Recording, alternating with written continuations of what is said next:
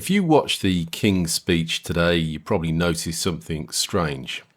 On the surface, everything looked stable, traditional, almost timeless. The carriages, the uniforms, the ceremony, all the symbolism of continuity and national pride. And honestly, parts of it are impressive to watch. But underneath all that pageantry was something much more important. The direction this government wants to take the country. And I think that's the part that a lot of people are increasingly uneasy about. Because if you're already feeling squeezed by rising costs, higher taxes, expensive energy, more bureaucracy and less trust in politics, today's speech probably didn't leave you feeling very reassured. In fact, for many people, it likely confirmed a growing fear that Britain is becoming more controlled, more regulated, and more disconnected from ordinary working people. And that's the reality at the heart of this, not the ceremony, not the tradition, the actual policies. Because the government keeps talking about growth and opportunity, while simultaneously pushing policies that many businesses believe make growth harder. You can't endlessly increase costs and regulation and pressure on employers while expecting the economy to suddenly take off. At some point, businesses stop hiring. They stop investing. Some give up. And ordinary people end up carrying the consequences through higher prices, weaker job markets, lower living standards. Most people don't want endless political ideology. They just want a decent standard of living, safer communities, affordable bills, and the freedom to build a stable life. That's it.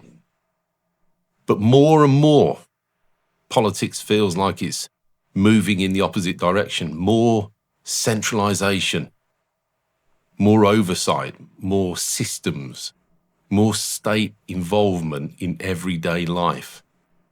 And whether it's digital ID discussions, new regulations, energy policy, or expanding bureaucracy, the bigger issue underneath, all of it is trust. Do people actually trust the government to manage their lives effectively? Because trust in politics right now is incredibly low. And that's why even policies presented as modernisation or efficiency are met with suspicion. People hear those words and think, what does this actually mean for me? And I think that scepticism is growing fast. The other thing that stood out today was the contrast between the monarchy and modern politics itself. The monarchy represents continuity. Governments don't. Prime ministers come and go. Policies come and go. Promises come and go.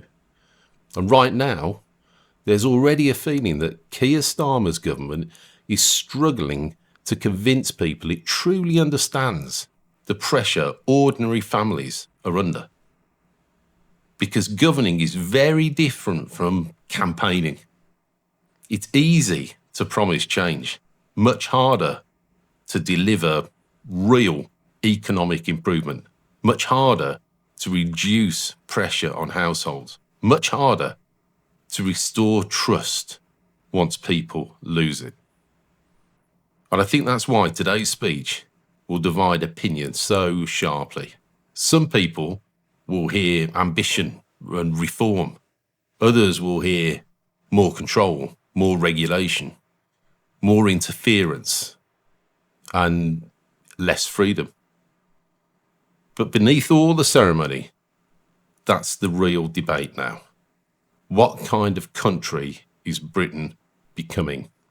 And do ordinary people still feel they have a genuine voice in shaping it?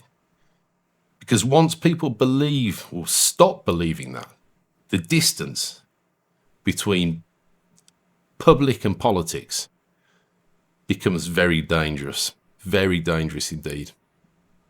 Thanks for watching.